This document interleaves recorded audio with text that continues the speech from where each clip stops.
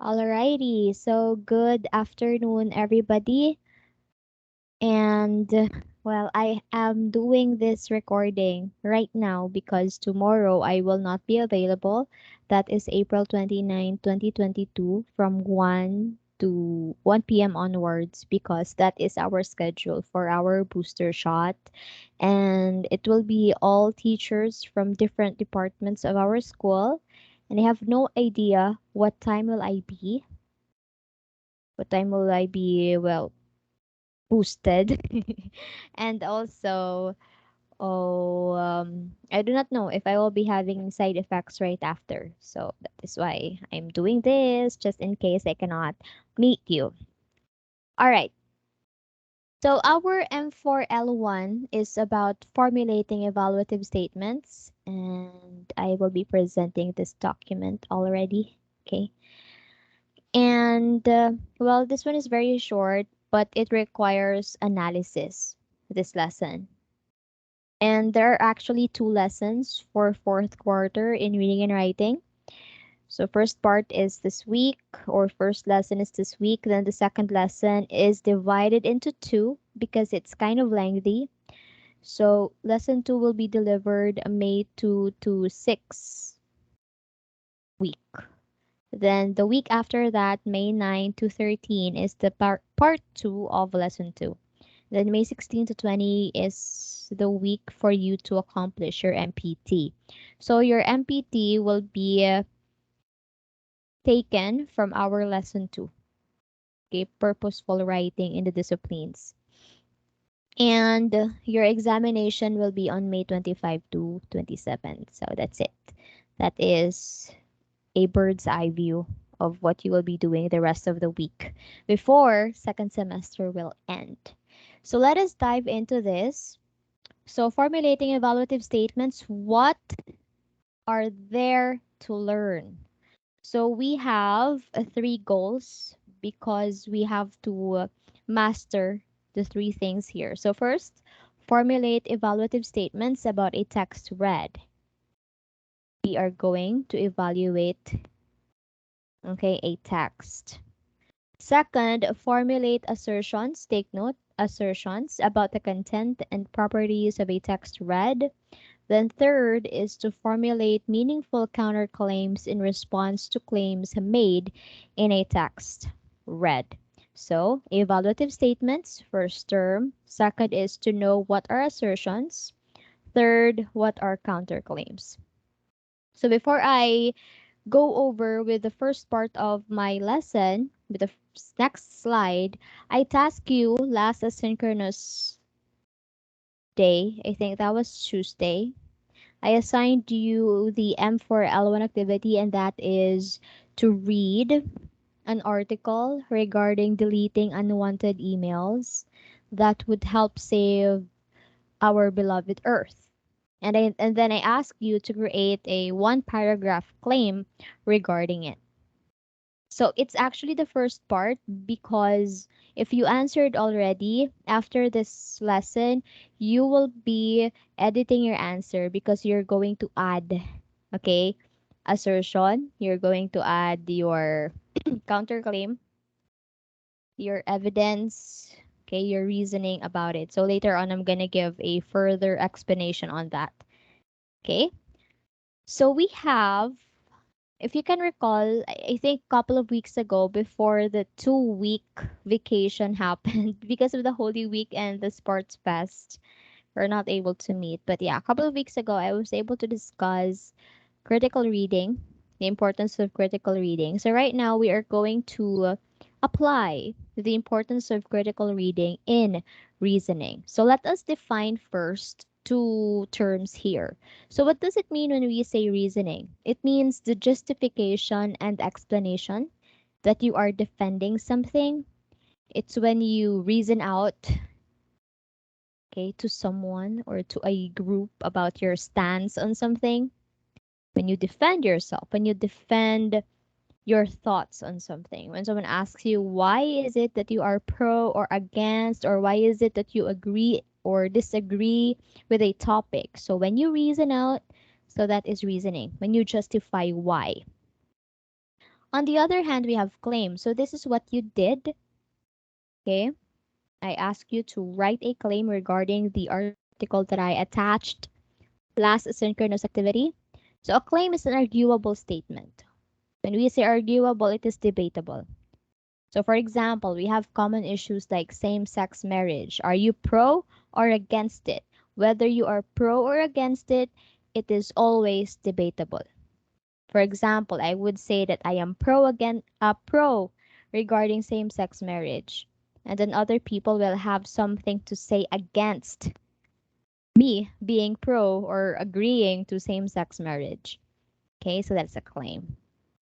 Statements you make to convince someone to support your idea or position. So sometimes we persuade people when we try to have our claim on something, we persuade them to actually support our stance. Okay? So what is the relationship of reasoning and claim? Why are they connected? So let me give you the answer right away. Okay, I don't want you to think anymore. So we're just gonna give it right away. So when we say the relationship between reasoning and claim, in every claim there has to have a reason. Okay? For your claim to be valid, for your claim to be supported, it has to have reasoning. Okay? So your claim will not be 100% effective if there is no reasoning behind it. All right? So they come together. Now, if you want to improve your writing when it comes to explaining something, especially because I know that you would tend to write essays. So if you don't know how to explain your idea better about something, you can make use of the CR method or CR format. So what does it stand for? So C stands for claim, E stands for evidence, and R stands for reasoning. So claim, you know this already, the arguable statement, a one sentence answer to the question. Evidence provides measurement or observation that supports a claim. So, in other words, it's not enough that we only have reasoning when supporting a claim. So, a claim, before you reason out, you should present an evidence. Valid and reliable evidence if that's research, but if it's just hearsay, so you can just say according to Kwan. Okay. Yeah, but anyways, it has to have evidence. Then reasoning comes after, explains why the evidence supports the claim. So this is what you will be using just in case that you don't want to structure your explanation regarding something. So for example, using the CR method, we have here, Bacolod City is a great place to live in. Okay, so that is your claim. And your evidence here is it was hailed as the top model city of the Philippines by the Manila Times. Okay, that's your evidence in connection to your claim. Then right after, you will need to further elaborate. So here, your reasoning is to have become a top model city, Bacolod has been proved to be a city that has peace and security that makes it a great place to settle down. Okay, so this is how it looks like. This is how you use the CR format. And we move forward to the sentence starters of the CR format. So for the claim, you can start your sentence using these phrases like I think, I noticed, I claimed that, I believe. So these are called noun phrases. So you can start using these sentence starters if you don't know how to start. Then we have the evidence. So we can start with my proof is, the data shows, my claim was based on. So you can list the qualitative and quantitative data. Then we have the reasoning as well. So this happened because the reason for this is Based on the evidence, I believe my claim is accurate because, so that's how you start when it comes to giving your reasoning. And we also have to go now to the three main points of why we are having this discussion: evaluative statement, assertion, and counterclaim, because I think claim is already clear. So let us know the opposite later on. The opposite of claim is a counterclaim. All right, so we have here a definition of what is an evaluative statement. So it is a way of giving a better explanation to show the strength and weaknesses of something through writing. You are showing the strength and the weakness. It presents a value judgment. Take note as well, aside from noting the strength and weaknesses here, you should also note of the value judgment based on a set of criteria. It is the writer's way of explaining why strength is a strength and a weakness is a weakness based on the evidence gathered.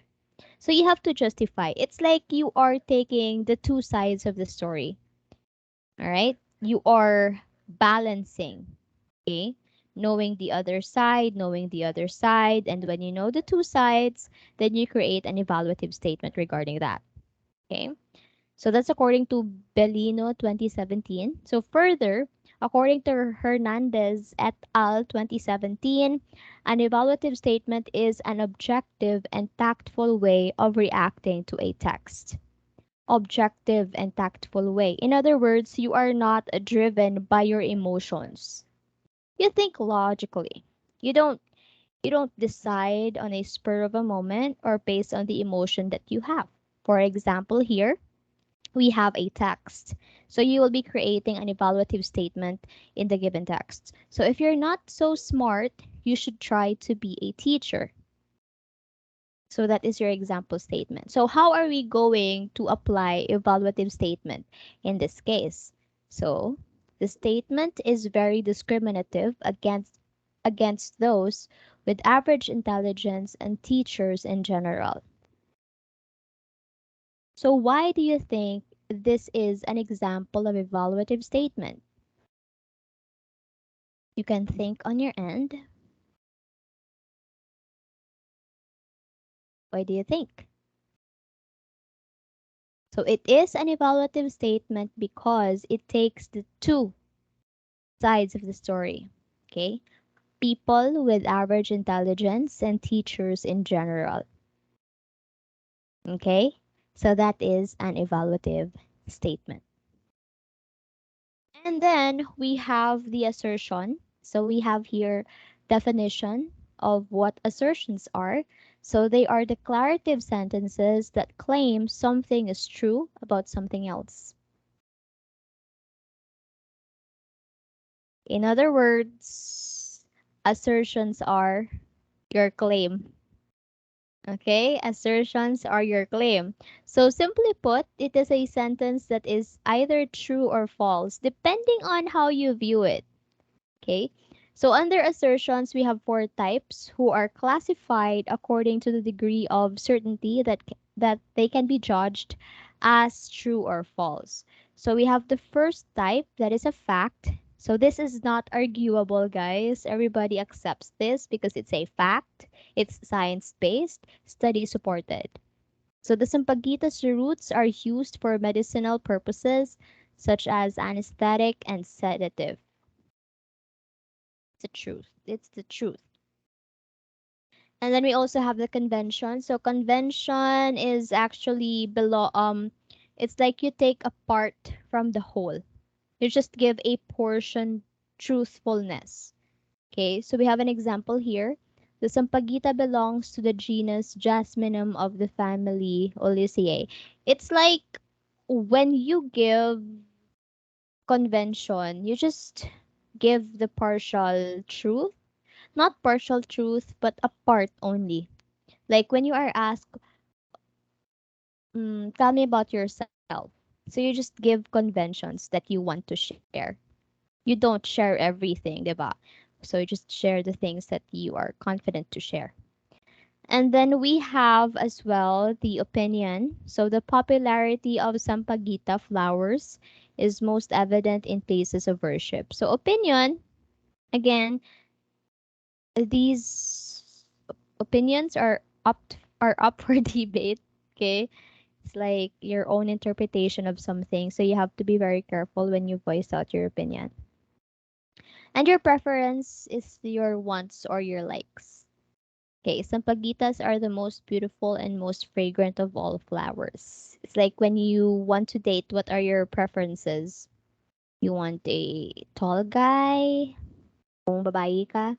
If you're a man, what do you want in a woman? Long hair? Brunette? Okay, so they are called preferences. Alrighty, so that's assertion. And then we have the last. So this is the opposite of claim, counterclaim. So counterclaims are claims made to rebut a previous claim. So they provide a contrasting perspective to the main argument.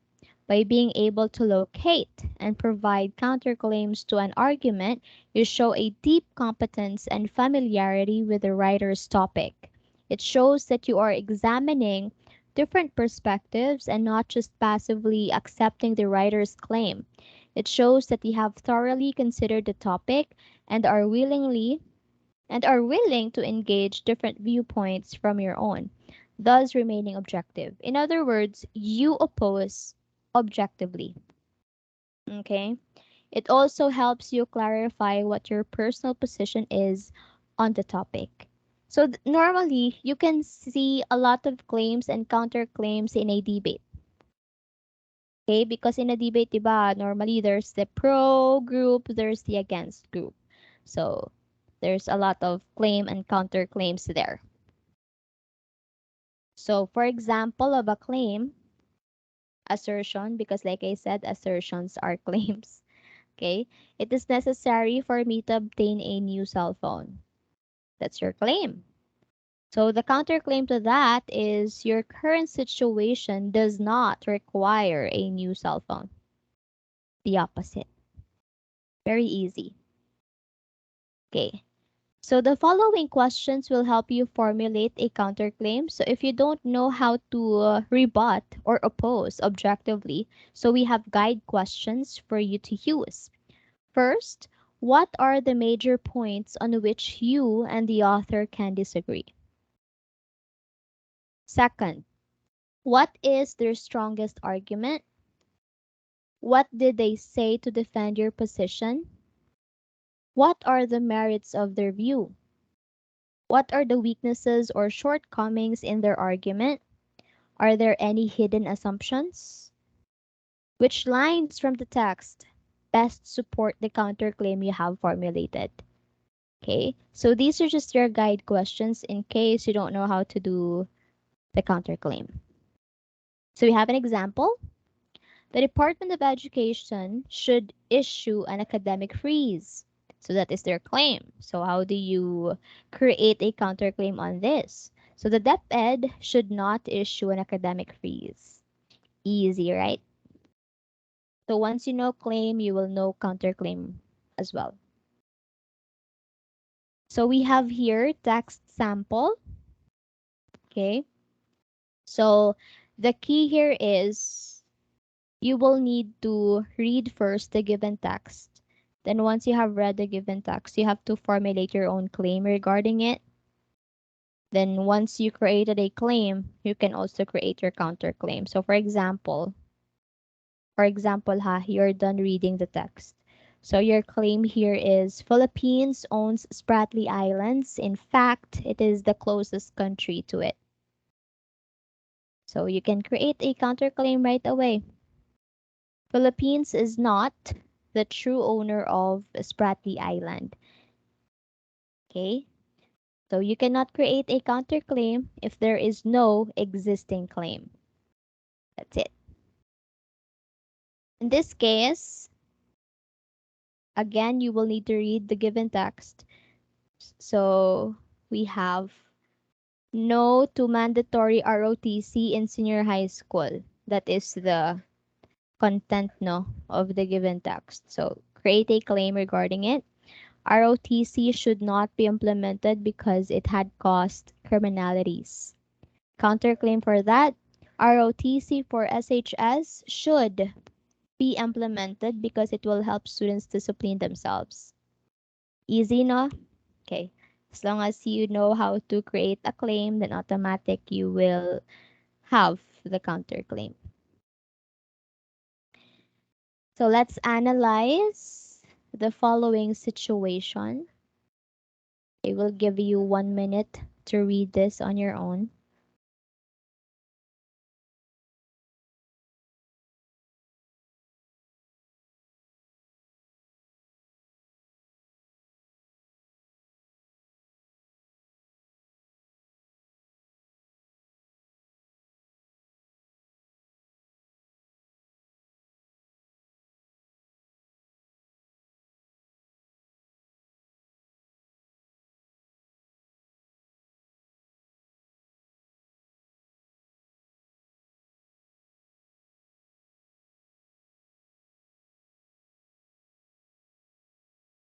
All right.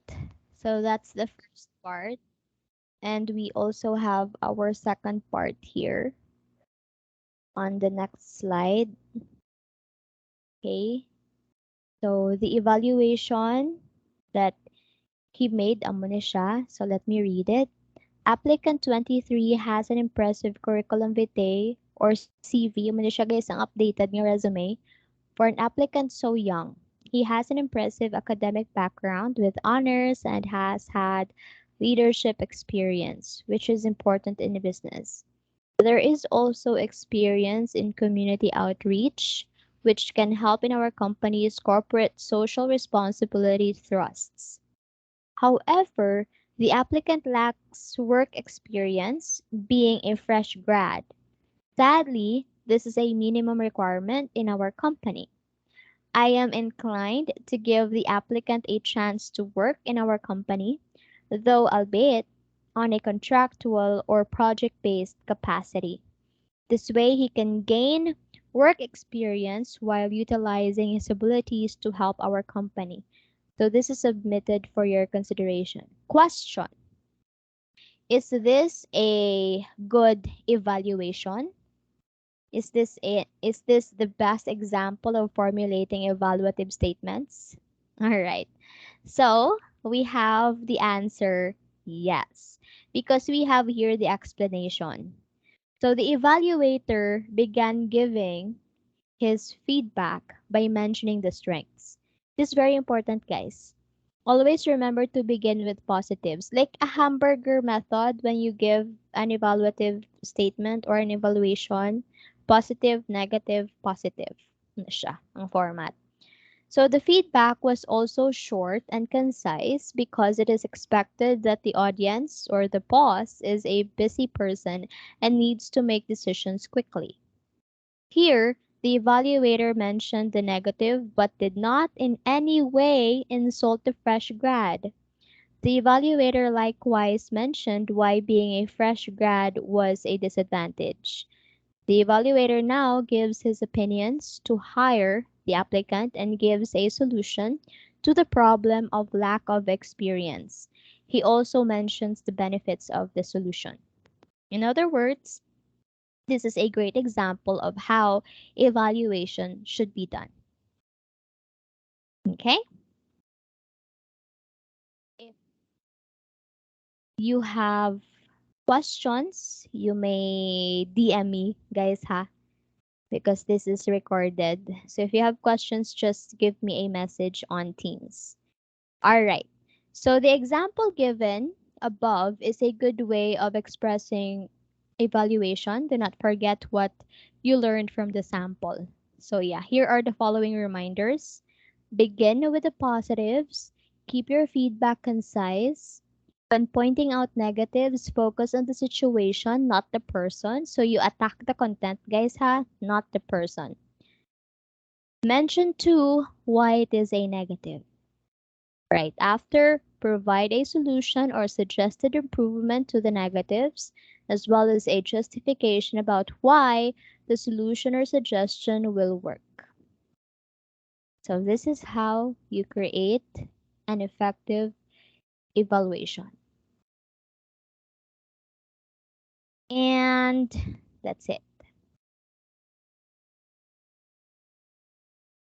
So if you have questions, people, kindly give me a message on Teams. But before that, like I said a while ago, there will be a follow up on this. So we can use the previous activity like when you created a claim. So you will add there a paragraph, one paragraph for the evidence, one paragraph for the reasoning.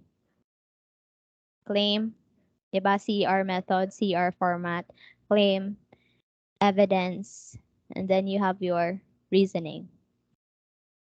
Okay, so you will be needing to add two more paragraphs. Again, one paragraph for the evidence, one paragraph for the reasoning. And then right after, if tapos ka na sulat using CR method, you will be needing to create a one-sentence counterclaim. One-sentence counterclaim. So those are the three things that you will need to add to your previous work, which means you might need to turn in again. Okay?